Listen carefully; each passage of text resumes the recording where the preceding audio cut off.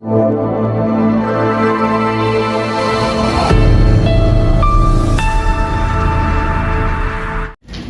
సమయం ముందు మరొకసారి ప్రభు పాదాల దగ్గరికి రావడానికి ప్రభు చూపించినటువంటి కృపను బట్టి ప్రభుకు వందనాలు చెల్లిస్తున్నారు. ఈ యొక్క వార్షికోత్సవ కృతజ్ఞత కూడిక సందర్భంగా మనమందరం కలుసుకొని లేవీకాండం 26వ అధ్యాయం 11వ వచనాన్ని కలిసి చదువుకుందాం. అందరం కలిసి లేవీకాండం 26వ అధ్యాయం 11వ వచనం. నా మందిరమును మీ మధ్య ఉంచేదను, మీ యందు నా మనస్సు అసహ్యపడదు. మరొకసారి గట్టిగా చదువుకుందాం. నా మందిరము మీ మధ్య ఉంచేదను, మీ యందు నా మనస్సు అసహ్యపడదు. బైబిల్ పల్లవి పాడుకుంటూ వచ్చాం. పఠింప శ్రేష్ఠ గ్రంథం బైబిల్.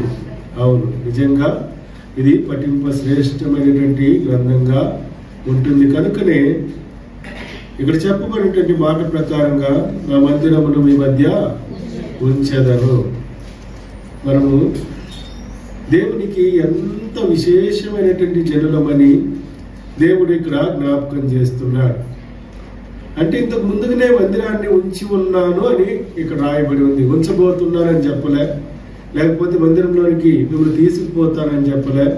ఇక్కడ చెప్పబడినటువంటి మాట ఏంటంటే నా మందిరం మీ మధ్య ఉంచెదను అంటే ఉంచినాడు అని అర్థం. ఎందుకు ఆయన మనకు మందిరాన్ని మన మధ్యలో ఉంచుతున్నారంటే మనము ఆత్మ సంబంధమైనటువంటి రాళ్ళ వలె మనము కట్టబడుతూ ఉండాలన్నదే దేవుని యొక్క ఉద్దేశమై ఉంటున్నది. చూడండి, ఒక భవనాన్ని కట్టినప్పుడు అది సంపూర్తి అయ్యేంత వరకు కట్టించేటువంటి యజమానునికి హృదయంలో నెమ్మది ఉండదు, హృదయంలో సంతోషం ఉండదు. ఇంత డబ్బు నేను ఖర్చు పెడుతున్నాను, ఎంత త్వరగా ఇది ముగించబడితే నేను త్వరగా ఇంట్లోకి వెళ్ళి చూడండి ఆ సుఖ సౌఖ్యాన్ని అనుభవించి ఆనందించాలన్నదే ఆ యజమానుడి యొక్క ఇష్టమై ఉంటున్నది. అదేవిధంగానే ప్రభువైన యేసుక్రీస్తు వారు ఆయన ఆలయంగా నిర్మించుకున్నటువంటి మనలను ఆయన ఆలయంలో ప్రవేశించి చూడండి మనల్ని ప్రతిరోజు చూసేటువంటి దేవుడిగా ఉన్నప్పటికీ మన హృదయ అంతరంగంలో ఆయన ఆనందించేటువంటి దేవుడిగా ఉన్నాడా లేక మన యందు అసహ్యపడేటువంటి దేవుడిగా ఉన్నాడన్నదే ప్రశ్నగా ఉంటుంది. ఈ మధ్యాహ్న సమయమందు ఆయన ఆనందించేటువంటి దేవుడైతే దేవునికి స్తోత్రం, నీ జీవితం ద్వారా దేవుడు మహిమపడుతున్నాడని అర్థం. ఒకవేళ అసహ్యపడేటువంటి కార్యాలు అంటే ఏంటి? దేవునికి ఇష్టం లేనటువంటి కార్యాలు, అసూయ, పగ, ద్వేషము, ఒకరినొకరు ప్రేమించుకోకపోవటం, ఇవన్నీ దేవునికి అసహ్యమైనటువంటి కార్యాలుగా ఉంటున్నాయి. కనుక ఈ మధ్యాహ్న సమయమందు ప్రభువు నీతో నాతో కొన్ని మాటలు జ్ఞాపకం చేసుకొని ఈ వాక్యం ద్వారా మనం బలపరచబడి దేవుని యొక్క రక్త మాంసాల్లో యోగ్యమైన రీతిలో పాలు పంపులు పొందులాగున ప్రభు వారు మనకు సహాయపడునుగాక. రండి ప్రార్థన చేసుకుందాం. మహాపరిశుద్ధుడు, జీవం కలిగినటువంటి పరలోకమందున్న మా తండ్రి, ఈ యొక్క మధ్యాహ్న సమయమందు మరొకసారి మీ పాదాల దగ్గర సాగిలపడి నమస్కరించడానికి మీరు మా పైన చూపించిన మీ ప్రేమకై వందనాలు, మీరు ఇచ్చిన వాగ్దానం కొరకై వందనాలు. ప్రభా 7 సంవత్సరాలు ప్రభా మేము ఈ యొక్క హెబ్రోనులో నివసించి ప్రభా నూతన సంవత్సరమైనటువంటి 8వ సంవత్సరంలో ప్రవేశించడానికి మీరు చూపించిన కృపను బట్టి మేము స్థితిస్తున్నాం. ప్రభా యొక్క 8వ సంవత్సరంలో ప్రవేశించడానికి ఎలాంటి యోగ్యత లేకపోయినప్పటికీ మీ ప్రియ కుమారుడు ప్రభువైన యేసుక్రీస్తు వారు కల్వరి శిలువలో చిందించినటువంటి పరిశుద్ధమైన రక్తం ద్వారా మమ్మల్ని విమోచించి కడిగి ప్రభా ఎక్కడో పడినటువంటి మమ్మల్ని మీరు ప్రేమించి మీ మందిర ఆవరణంలోనికి మీరు చేర్చినందుకు వందనాలు, స్తోత్రాలు చెల్లిస్తున్నాం. ప్రభా మీరు ఇచ్చినటువంటి గొప్ప రక్షణను బట్టి స్తుతిస్తున్నాం. ప్రభా మమ్మల్ని ప్రతిరోజు చూసేటువంటి దేవుడుగా నన్ను కూడా ప్రభా మీ పిల్లలతో చేర్చినందుకు మిమ్మల్ని స్తుతిస్తున్నాను, ఆరాధిస్తున్నాను, గణపరుస్తున్నాను. ప్రభా మీరు ఇచ్చినటువంటి మంచి ఆరాధన సమయం కొరకే వందనాలు. మీరు మాకు ముందుగా తీసుకొచ్చినటువంటి వాక్యాన్ని బట్టి స్తుతిస్తున్నాం.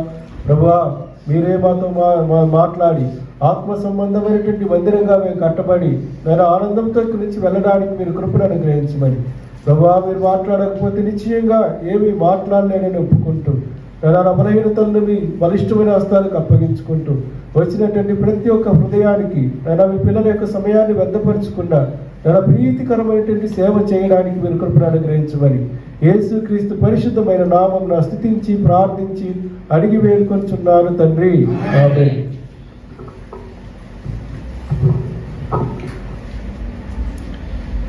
చూడండి,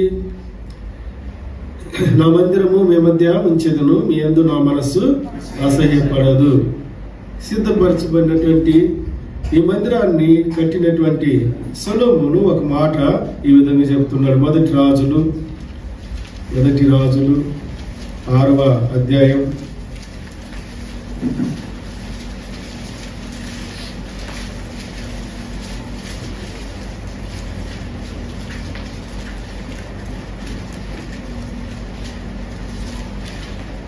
7వ వచనం. అంతే మందిరము కట్టు సమయమున అది ముందుగా సిద్ధపరచి తెచ్చిన రాళ్లతో కట్టబడిను. మందిరము కట్టు స్థలమున సుత్తె, గొడ్డలి మొదలైన ఇనుప పనిముట్ల ధ్వని ఎంత మాత్రమును వినబడలేదు. చూడండి, ఇక్కడ చెప్పబడినటువంటి మాట ప్రకారంగా సిద్ధపరచబడినటువంటి రాళ్లను ముందుగా తీసుకొచ్చి అక్కడ మందిరాన్ని కట్టినట్టుగా చూస్తున్నాం. ఇక్కడ ఈ మందిరం యొక్క ప్రశస్తత, ఈ మందిరం యొక్క ఆత్మీయ అనుభవం, ఈ మందిరము ఎవరి గురించి మాట్లాడుతుంది అని చూసినట్లయితే మనము దేవుని మందిరమై ఉన్నాం, దేవుని ఆలయమై ఉన్నాం. కనుక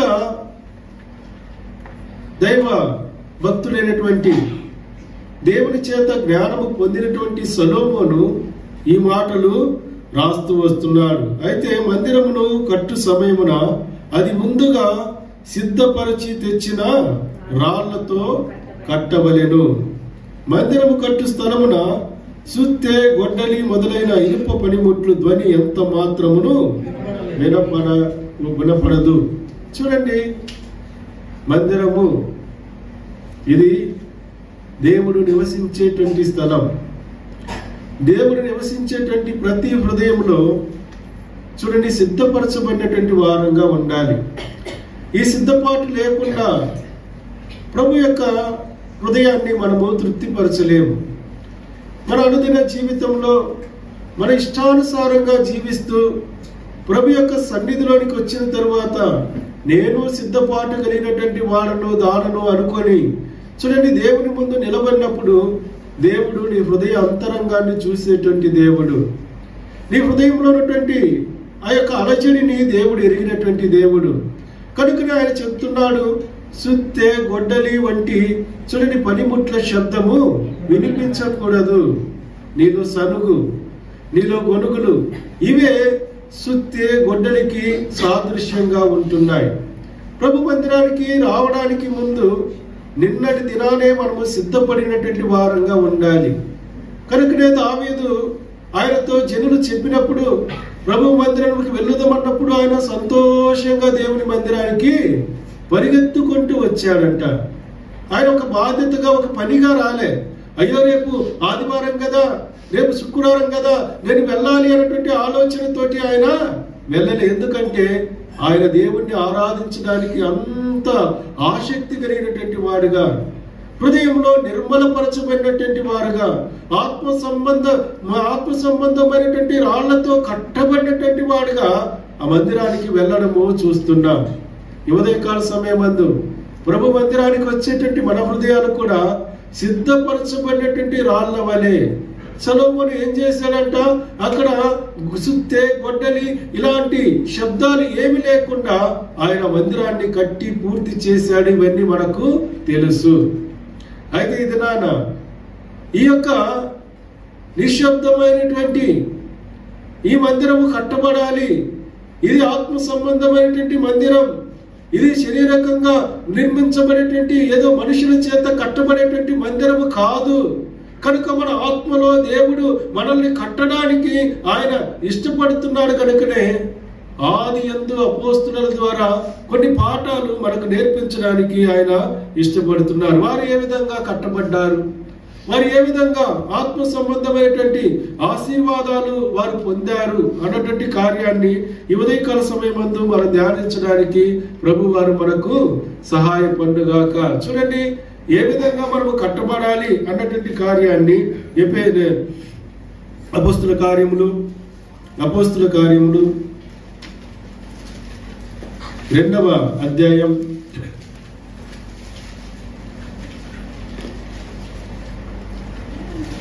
46వ వచనం.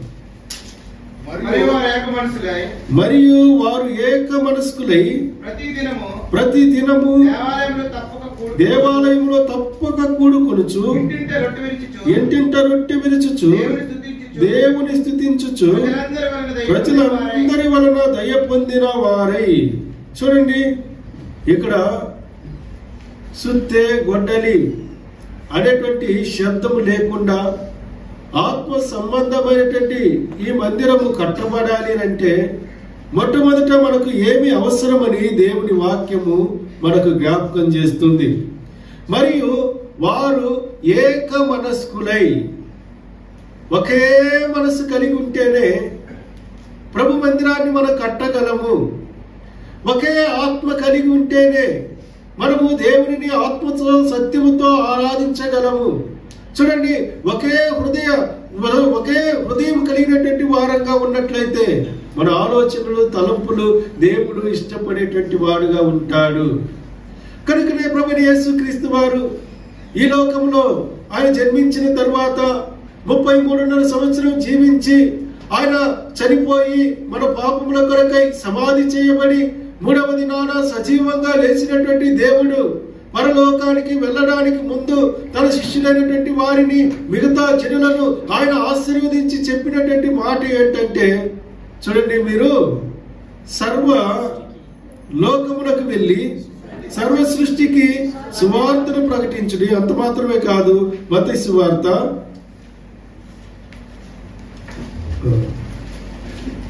28:20. నేను మీకు ఏ ఏ సంగతులను ఆజ్ఞాపించితినో వాటన్నిటినీ గైకొనవలెనని వారికి బోధించుడి.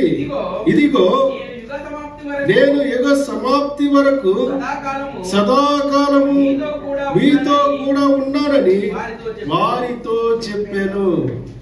వారికి ఏం బోధించాడంట? యుగ సమాప్తి వరకు నేను మీకు తోడై ఉండేదను.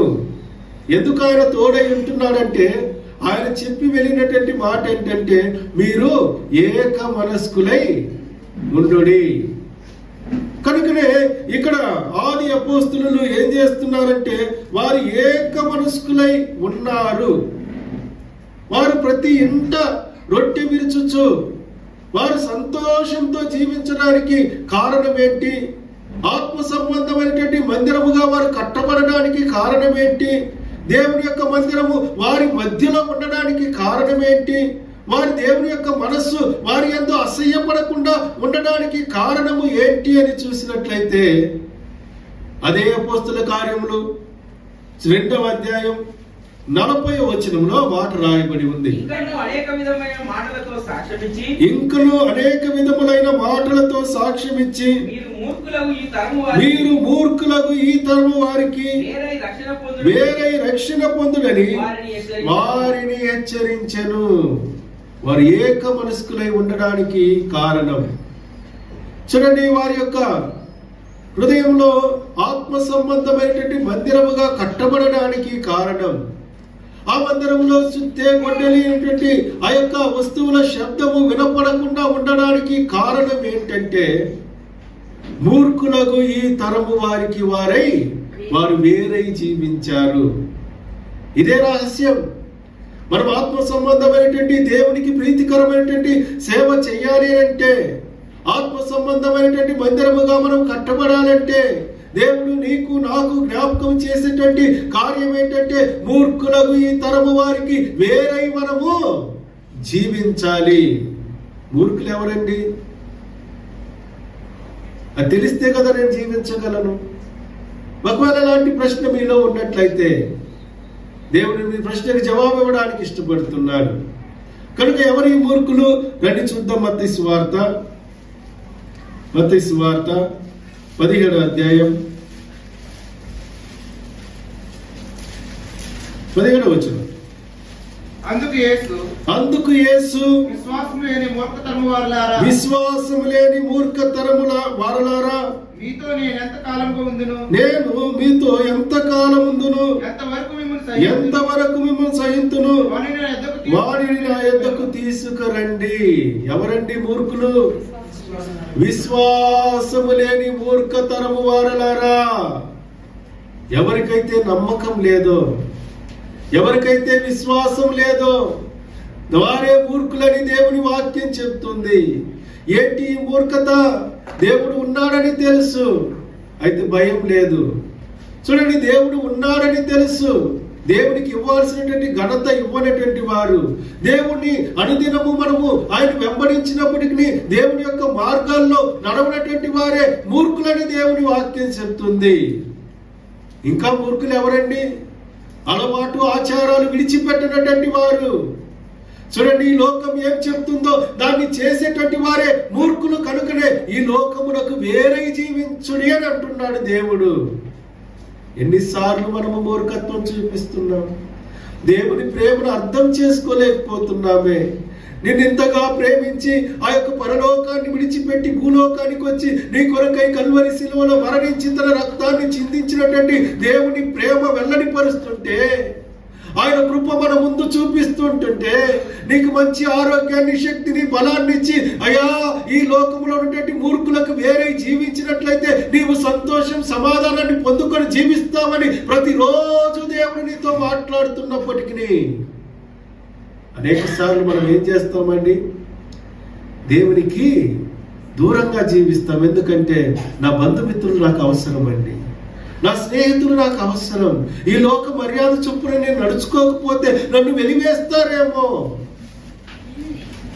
కనుక అనేక సార్లు మనం ఏం చేస్తున్నాం? మూర్ఖులతో కలిసిపోతున్నాం. ఆత్మ సంబంధమైనటువంటి మందిరముగా కట్టబడాల్సినటువంటి మనము అలవాటు ఆచారాలతో కట్టబడి నాశనమైపోతున్నాం. ఈ దినాల్లో చూడడానికి బాగున్నాం, మంచిగా చూడండి, కనిపించడానికి నాకేం లేనుకుంటావు. అయితే నీ అంతరంగంలో ఉన్నటువంటి మూర్ఖత నీకు బాగా తెలుసు. ఎవరిని నువ్వు తృప్తిపరుస్తున్నావు? నిన్ను సృష్టించినటువంటి సృష్టికర్త చూడండి, ఆయన నీ కొరకై ప్రాణం పెట్టినటువంటి దేవుడిని ఎప్పుడైనా నువ్వు తృప్తిపరిచావా? ఎలా తృప్తిపరచాలండి? ఆత్మ సంబంధమైనటువంటి మందిరముగా కట్టబడేటువంటి వారి యొక్క హృదయాలు ఏ విధంగా ఉంటాయి? రండి చూద్దాం. కొలస్సీలకు రాసిన పత్రిక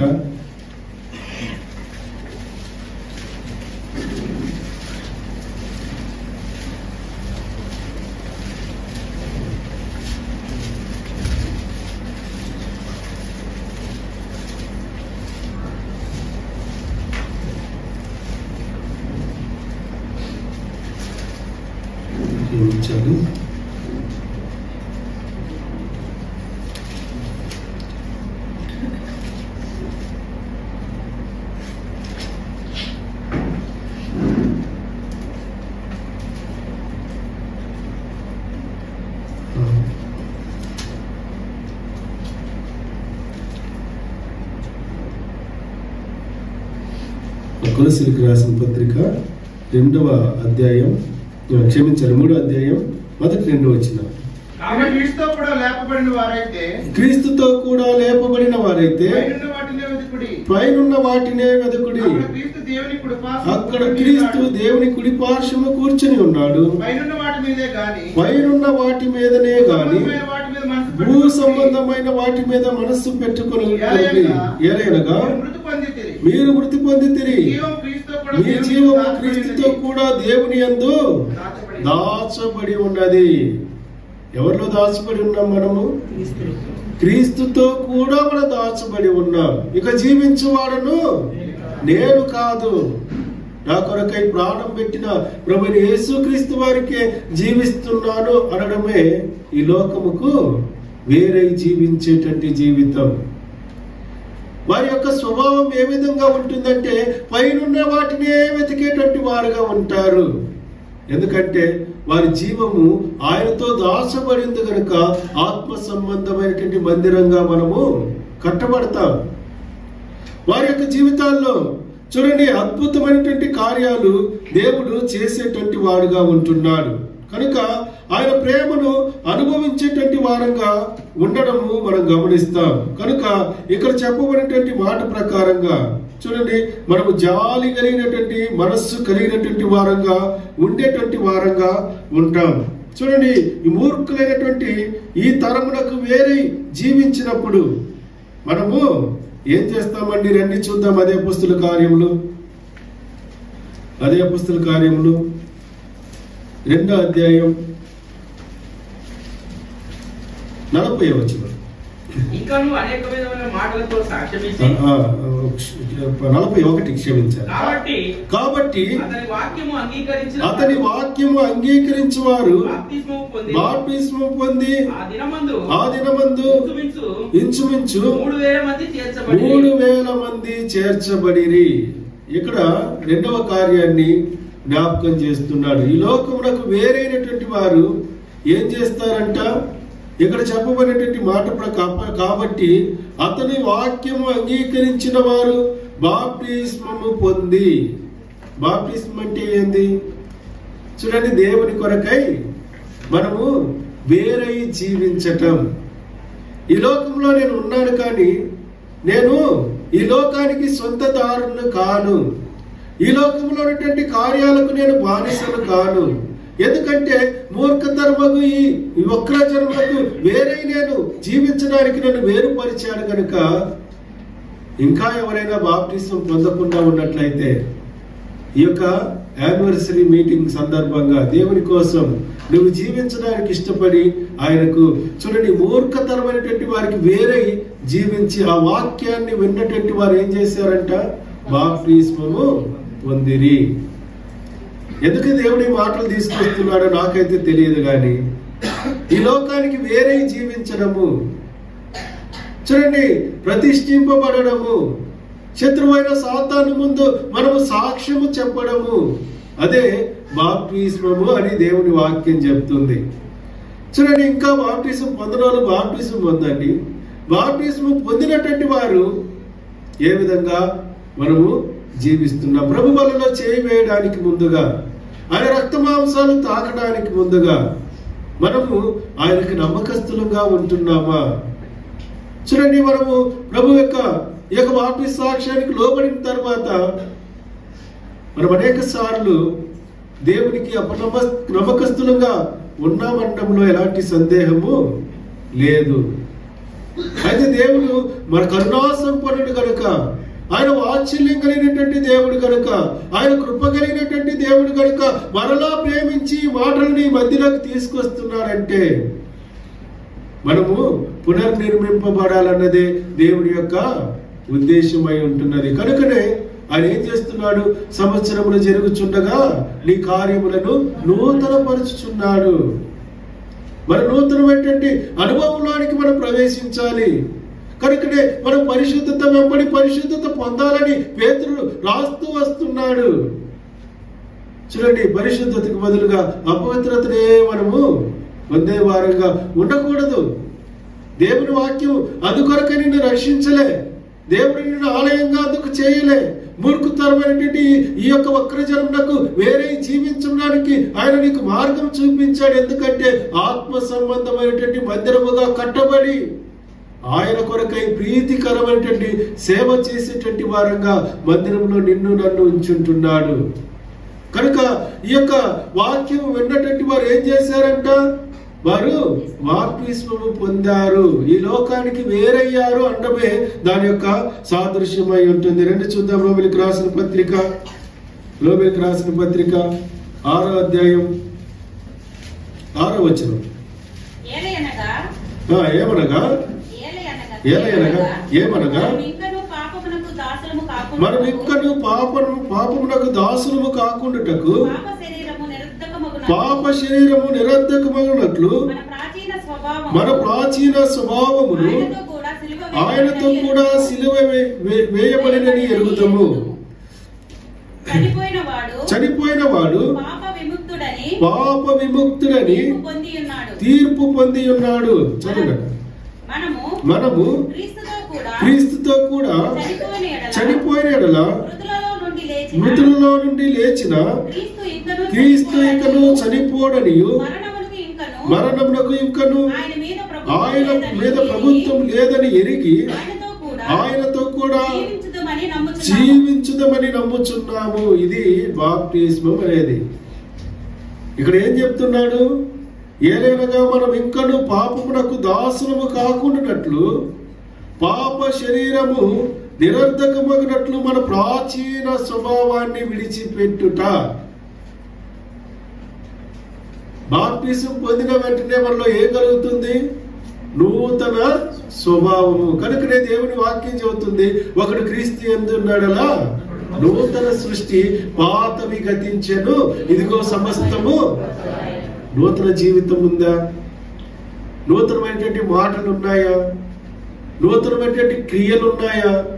నూతనమైనటువంటి ఆలోచనలు ఉన్నాయా? హెబ్రోన్ పట్ల నీకున్నటువంటి నూతనమైనటువంటి కార్యము ఏంటి? ఎప్పుడైనా దేవుణ్ణి అడిగావా?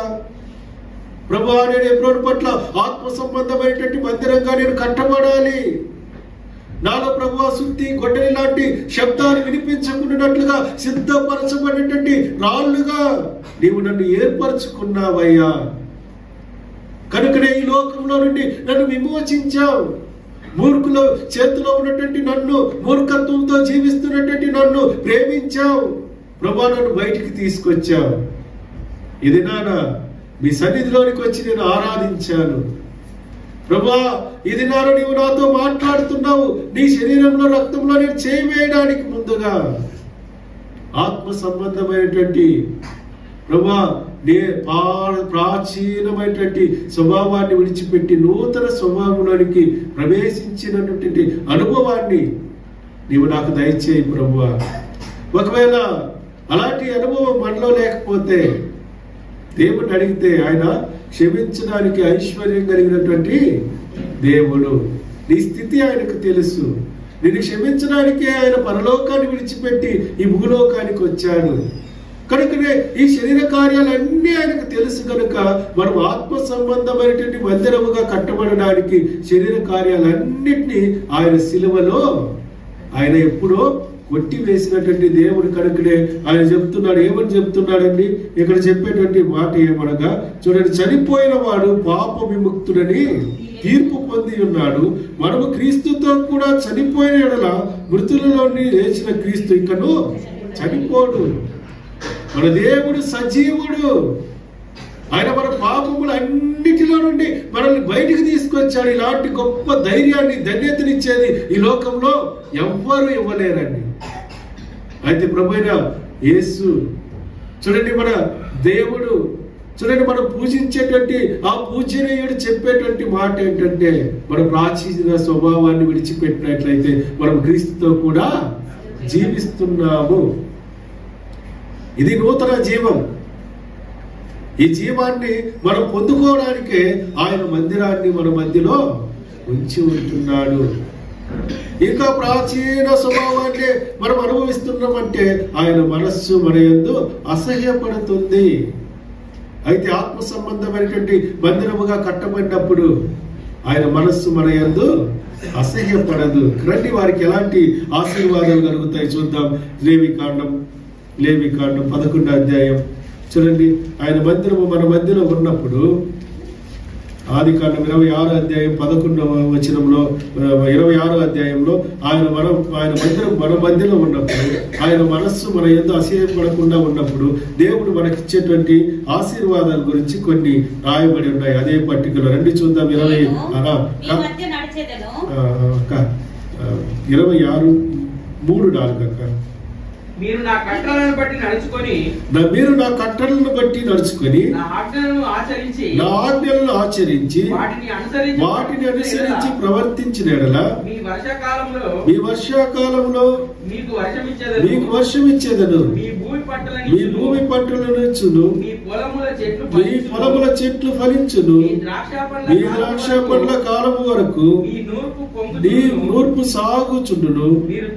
మీరు తృప్తిగా భుజించి మీ దేశంలో నిర్భయముగా నివసించెదరు. ఆయన మందిరము మన మధ్యలో ఉన్నప్పుడు, ఆయన మనస్సు మన యందు అసహ్యపడకుండా ఉన్నప్పుడు చూడండి ఎంత గొప్ప ఆశీర్వాదాలు. ఇవన్నీ మన అనుదిన జీవనానికి ఆధారమై ఉన్నటువంటి కార్యాలు. శరీర సంబంధమైనటువంటి ఆశీర్వాదాలు మాత్రమే కాదు, ఆత్మ సంబంధమైనటువంటి ఆశీర్వాదాలు కూడా ఆయన మనకు ఇచ్చేటువంటి వాడుగా ఉంటున్నాడు. చూడండి అక్క, మీరు ఇప్పుడు చదివారు వచనం చదవండి. నేను మీ మధ్య నడిచెదను, మీకు దేవుడనై యుందును, మీరు నాకు ప్రజలై యుందురు. నేను మీ మధ్య నడిచెదను, నేను మీకు దేవుడనై యుందును, మీరు నాకు ప్రజలై యుందురు. ఎంత గొప్ప ధన్యత అండి. ఆత్మ సంబంధమైనటువంటి మందిరముగా మనం కట్టబడినప్పుడు మన మధ్య ఆయన నివసించేటువంటి దేవుడు, మన యందు ఆయన అసహ్యపడినటువంటి దేవుడు కనుక ఆయనను మనం జ్ఞాపకం చేసుకునేటువంటి వారంగా ఉండాలి. ప్రభువా, నీ ప్రేమ, నీ కృప, నీ కనికరము, నీ దయ ఎంత గొప్పదిగా ఉంటుంది ప్రభువా.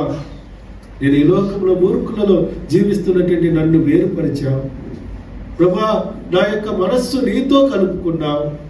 నీ మందిరము నాలో నివసింపజేసేలాగా నీవు కృప చూపించావు కనుక మీ రక్త మాంసాల్లో పాలు పంపును పొందడానికి ముందుగా నా స్థితిని నేను జ్ఞాపకం చేసుకుంటున్నాను.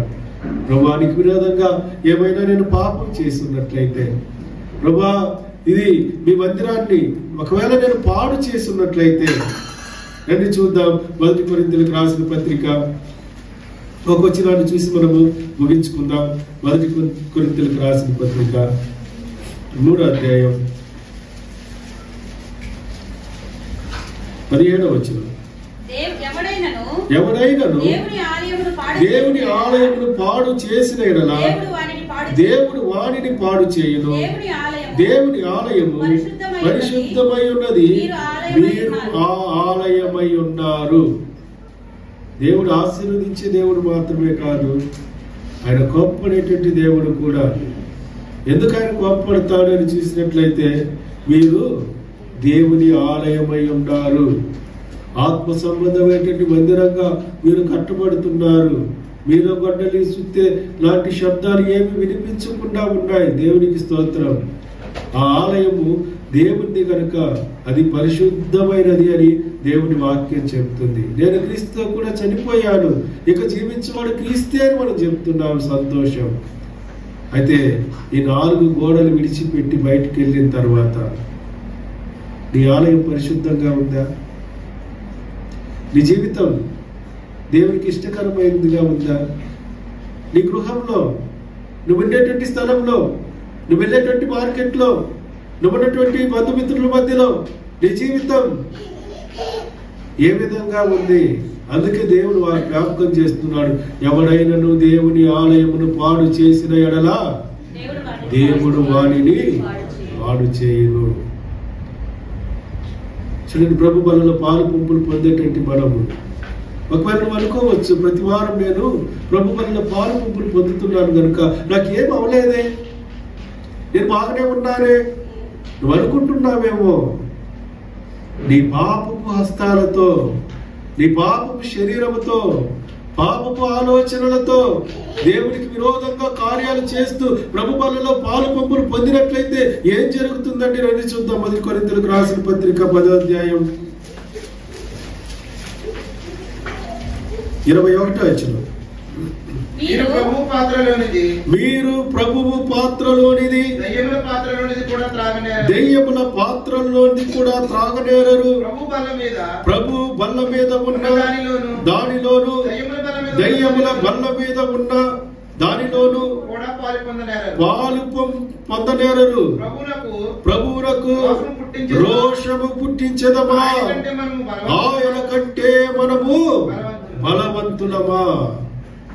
చూడండి, ఇష్టానుసారంగా మన ప్రభు వల్ల పాలు పంపులు పొందినట్లయితే ఈ పరిశుద్ధమైనటువంటి వల్ల ప్రభు రక్త మాంసాలు, ఏ పాపం ఎరుగినటువంటి దేవుడు. చూడండి, ఈ లోకంలో 33 సంవత్సరం చూసి సవాలు చేసినటువంటి దేవుడు, ఏకైక దేవుడు, నేను నీవు నమ్మినటువంటి దేవుడు, నాలో పాపం ఉన్నట్లయితే నిరూపించమన్నాడు. అలాంటి దేవుని యొక్క శరీరంలో, రక్తంలో మనం పాలు పంపులు పొందుతున్నాం. కనుక ఇక్కడ చెప్పబడినటువంటి మాట ఏంటంటే, మనము మన ఇష్టానుసారంగా పాలు పంపులు పొందినట్లయితే దేవుని వల్ల ఏమవుతుందండి? దెయ్యముల వల్లగా మార్చబడుతుంది. నీ నిమిత్తం, నా నిమిత్తం ఈ బల్ల దెయ్యముల వల్లగా మార్చబడకూడదు. మనం ఏం చేయాలి? ప్రతిరోజు దేవునితో సంబంధం కలిగి ఉండాలి. ఎందుకంటే మనం పాపలోకంలో ఉన్నాం, పాపుల మధ్యలో జీవిస్తున్నాం. ఎక్కడికి వెళ్ళినా పాపము మనం వెతుక్కుంటూ వెళ్ళనవసరం లే, అదే మనల్ని వెతుక్కుంటూ వస్తుంది. నీ పరిశుద్ధతను నువ్వు ఏ విధంగా కాపాడుకుంటున్నావు? దేవుడితో నువ్వు ఎంత సన్నిహితంగా ఉంటున్నావు? మూర్ఖులకు, ఈ తరము వారికి వేరే జీవించి ఆత్మ సంబంధమైనటువంటి మందిరముగా కట్టబడ్డానికే ఈ యొక్క యానివర్సరీలో నిన్ను తీసుకొచ్చి దేవుడు కూర్చోబెట్టాడు. కనుక ప్రభు బలలో పాలు పంపులు పొందేదానికి ముందుగా, ఒకవేళ చూడండి, మనము మన ఇష్టానుసారంగా జీవిస్తూ పాపపు కార్యాలు మనలో ఉన్నట్లయితే ప్రభు యొద్ద క్షమాపణ కోరుదాం. లేదండి, నాకు అవసరం లేదు, నేను ఇట్లే పాలు పంపులు పొందుతాను అని నీవు అనుకున్నట్లయితే, ఇక్కడ చెప్పబడేటువంటి మాట ఏంటంటే, ప్రభువునకు రోషము పుట్టించదమా? ఆయన కంటే బలవంతులమా మనము? కనుక అనేక సార్లు మన జీవితాన్ని ప్రశ్నార్థకంగా మారిపోతుంది. ఎందుకు నాకు ఈ కష్టం? ఎందుకు నాకు ఈ శ్రమ? ఎందుకు ఈ బాధ? ఎందుకు ఈ వ్యాధి? ఎందుకు నా జీవితంలో మాత్రమే నేను అనుకోనివన్నీ జరుగుతున్నాయని నువ్వు ఆలోచించేటువంటి సమయాలు రాకముందే దేవుడు నీతో చెప్తున్నాడు. ఆయన జాలి కలిగినటువంటి దేవుడు, ఆయన ప్రేమామయుడు. ఈ యొక్క యానివర్సరీ సందర్భంగా నీతో ఇంత స్వచ్ఛంగా, ఇంత లోతుగా నీతో మాట్లాడడానికి కారణం ఏంటండి? నిన్ను అంతగా దేవుడు ప్రేమిస్తున్నాడు. నీ కుటుంబాన్ని, ఒకవేళ నీకు దూరంగా ఉన్నటువంటి కుటుంబాన్ని గురించి కూడా ఆయన ఆలోచించేటువంటి దేవుడు. ఆయన కనుదృష్టి మనందరిపైన సంచారం చేస్తుంది. కనుకనే మనం ఏం చేయాలండి? యోగ్యమైన రీతిలో ప్రభు వలన మనము పాలు పంపులు పొందాలి. ప్రభువా, ఏ కారణానికి నా నిమిత్తమై మీ శరీర రక్త మాంసాలు ప్రభువా అవి అపవిత్రంగా మార్చబడుకుంటున్నట్లుగా మీ వాక్యముతో నన్ను ప్రతిష్ఠించు. ఈ సత్యం నన్ను విడుదల చేస్తుంది. కనుక ఈ మధ్యాహ్న సమయమందు నీ పాదాల దగ్గరికి వస్తున్నాను ప్రభువా. నేను ఆత్మ సంబంధమైనటువంటి మందిరంగా నేను కట్టబడాలి ప్రభువా. నా కుటుంబము ఆత్మ సంబంధమైనటువంటి మందిరంగా ఎదగాలి ప్రభువా. నా యొక్క హెబ్రోను మందిరము ఆత్మ సంబంధమైనటువంటి ప్రభువా మీ మందిరముగా కట్టబడి ఆమేన్ యేసుక్రీస్తు రమ్ము అనేటువంటి ఆ గుంపులో మేము ఉండాలి ప్రభువా. ప్రభువా, మేము ఈ లోకంలో జీవిస్తున్నప్పటికీ ఈ లోకములకు వేరైనటువంటి వారము. మేము హెబ్రోన్తో సంబంధం కలిగినటువంటి వారము. ఆ పరమ హెబ్రోనికి చేరేంత వరకు మన హృదయాలని, మన శరీరాలని కాపాడుకోవడానికి ప్రభువారు మనకు సహాయపడునుగాక.